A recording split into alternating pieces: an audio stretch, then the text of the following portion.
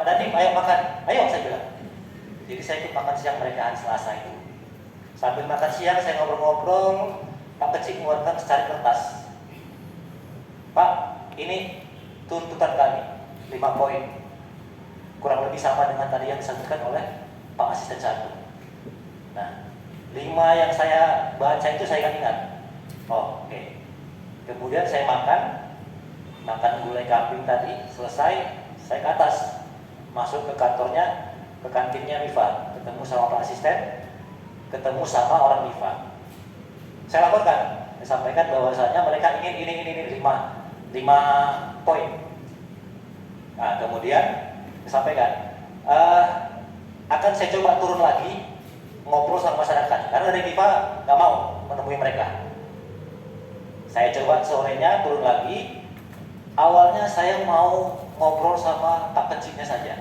Pak Kecik sudah saya ajak 4 kecik ke 4 orang Pak ya, ke pos security. Sudah masuk di pos security, masyarakat yang di sana tenda teriak, Pak Dadim, di sini aja Pak, biar kita dengar semua. Mereka mau sama-sama di situ, tidak hanya keciknya aja. Oke.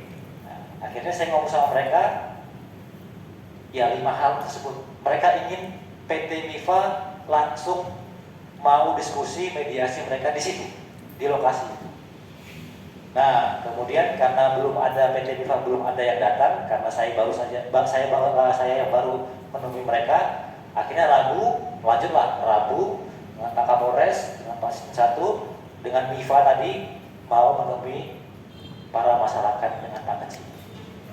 Cuman saya pikirnya menggarisbawahi, kenapa masyarakat tidak mau keciknya saja? Ada apa ini?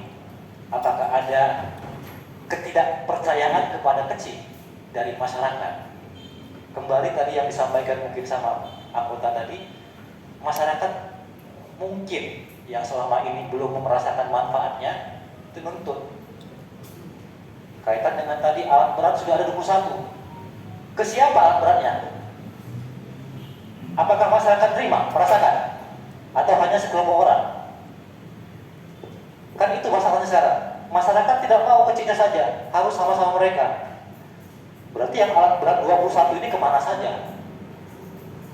Nah, tadi sudah sampaikan sama abang saya Bang Kapolres, ini sudah 10 tahun kurang lebih mereka jalan. Kalau perusahaan setahun 2 tahun, oke. Setahun 2 tahun masalah pasti ada. Tapi kalau sudah 10 tahun, harusnya sudah eksis.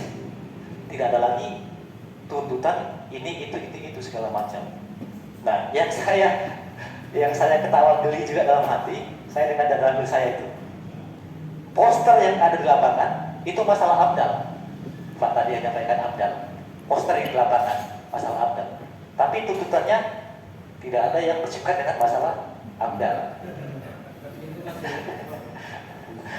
Alat berat, bayar kerja, dan satu lagi yang saya nggak habis pikir tadi sama abang-abang yang tadi, setiap alat berat yang masuk, setiap pekerjaan harus sepengetahuan mereka. Loh, mereka ini siapa? Ya, saya tidak bela siapa-siapa, saya bukan berdiri di MIFA, bukan berdiri di masyarakat. Harus izin siapa? Harus izin mereka. Pak Kapolres saja nggak izin kok, nggak izin Kapolres mereka. Apakah harus izin kecil? Berarti Pak Kecik lebih tinggi dari Pak Bupati. Ya Pak ya. Nah, kita sama-sama di sini kita diskusi lah. Ya, jadi harus ada pemahaman pada masyarakat bahwasanya kita harus menjaga iklim investasi di Aceh Barat.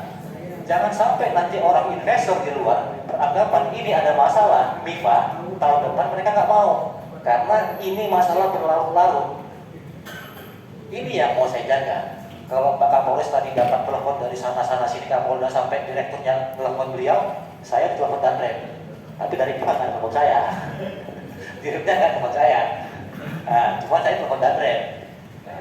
Ya, karena memang juga atensi.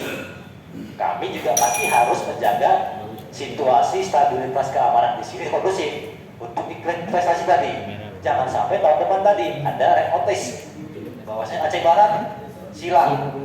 Wah, bahaya nanti PAD nggak jalan masuk ke jalan. Ini saja yang perlu saya garis bawahi. Jangan sampai ini mungkin selesai hari ini atau besok, 6 bulan kemudian ada lagi masalah yang serupa.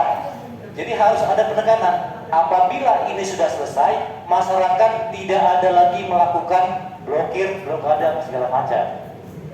Kalau mau menyampaikan aspirasi boleh, tapi jangan sampai menghentikan operasional. Tadi kan kita sepakati tadi, operasional harus lanjut. Ini untuk keberlangsungan, termasuk untuk Pemda juga, PAD-nya. Kalau mau menyampaikan aspirasi boleh, tapi jangan sampai menghambat operasional tadi.